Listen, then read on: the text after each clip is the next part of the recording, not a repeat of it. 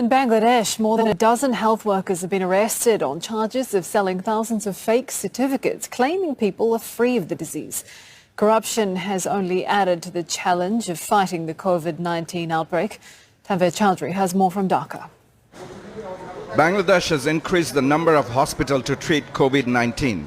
But despite the infections rising, more than two-thirds of the hospital beds are lying empty, with people worried about the quality of treatment they would receive. The government turned to the private sector to boost healthcare capacity, but many private hospitals where COVID-19 cases are being treated do not have adequate monitoring and supervision. Saiful Islam brought his father to a private hospital in the capital for treatment. He was dismayed by what he found. I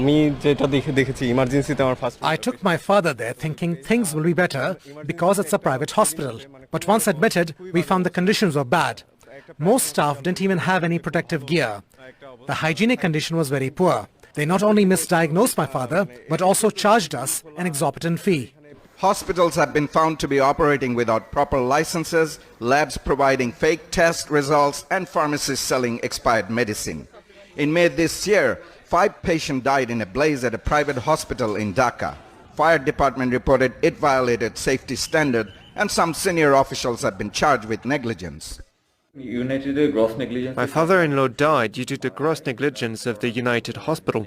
He was a corona-negative patient, yet they kept him in the isolation corona ward located outside. Even though he died because of the fire incident at the hospital, they presented us with a bill of $1,785 the next day, saying you will get the medical reports after the payments are made. In another high-profile case, a private hospital owner and a government doctor were arrested over their alleged involvement in a COVID-19 testing scam. Regent Hospital administrators signed an agreement with the government in March to turn it into a dedicated coronavirus hospital. Law enforcement agencies raided the care center last week and sealed it off. Some healthcare workers are charged with issuing fake COVID-19 certificates and illegally demanding money from patients.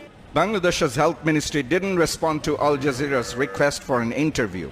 A recent Transparency International Bangladesh study revealed many healthcare facilities in the country are being operated without following government regulations.